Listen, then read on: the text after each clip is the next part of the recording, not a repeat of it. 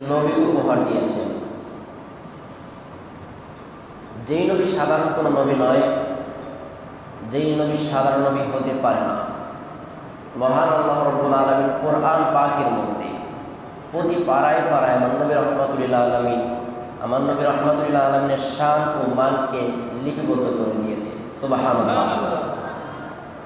যেই নবী সাইয়্যিদুস সাকালাইন, আফতাবুন নবুওয়াত, শাহিনশাহ রিসালাত, হায়াতুন নবী, জিন্দা নবী, মায়ার নবী, উম্মতের কান্ডারি নবী, যিনি শাফিউল মুজনিবিন, সাইয়্যিদুল মুরসালিন, খাতামুন নবিয়্যিন, আফতাবুন নবুওয়াত, যিনি বিশ্বসভার সভাপতি, বদরুদ্দুজাহান, যিনি আমার নবী, যিনি আপনার নবী, অসংখ্য অগণিত নবী ও রাসূলদের যিনি নবী, যিনি স্বয়ং আল্লাহ রাব্বুল আলামিনের নবী। বলেন সুবহানাল্লাহ।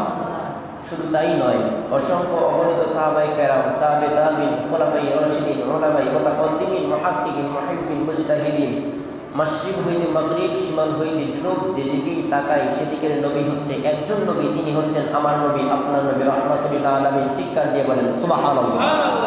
শুধু তাই নয়, আমার নবী রাহমাতুল্লিল আলামিন সাধারণ কোনো নবী নয়।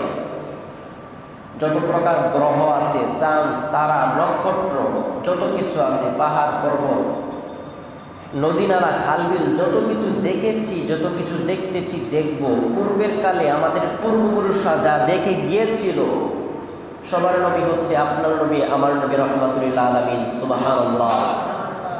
তিনি সাধারণ নবী নয়, সাধারণ নবী হতে পারেও না। আমার নবী রাহমাতুল্লিল আলামিনকে শান, আমার নবী রাহমাতুল্লিল আলামিনের শান ও মানকে বুলন্দ করেছে আমার আল্লাহ রাব্বুল আলামিন। এটা কমানোর কোনো সুযোগ নাই। তাওরাত বলেন, জাবুর বলেন, ইনজিল বলেন, পবিত্র মহাগ্রন্থ আল কোরআন, this is Holi Quran in which there is nothing wrong. যে কোরআনে নাই কোনো ডাউট, নাই কোনো সংশয়, নাই কোনো ভুল। মুমিন মুত্তাকি বান্দাদের জন্য হেদায়েতের বাণী। চিৎকার দিয়ে বলেন সুবহানাল্লাহ। এই পবিত্র মহাগ্রন্থ কোরআনের মধ্যেও থেকে আমার নবী রাহমাতুল্লিল আলামিনের শান ও মানকে তো গুরুত্ব করেছে। তাওরাত বলেন, জাবুর বলেন, ইনজিল বলেন, প্রত্যেকটা গ্রন্থের মধ্যে আমার নবী রাহমাতুল্লিল আলামিনের শান আছে না নাই? সেই জন্য একবার চিৎকার দিয়ে বলেন সুবহানাল্লাহ। সেই নবীর উম্মতে আমরা খুশি নাকি বেজার? তো জোরে বলতে হবে, আমার নবীকে পেয়ে আমরা খুশি নাকি বেজার? খুশি হয়ে থাকি তাহলে অন্তরটাকে উজাড় করে দিয়ে আকাশ বাতাস মুখরিত করে একবার শুকরিয়া আদায় করব, আলহামদুলিল্লাহ।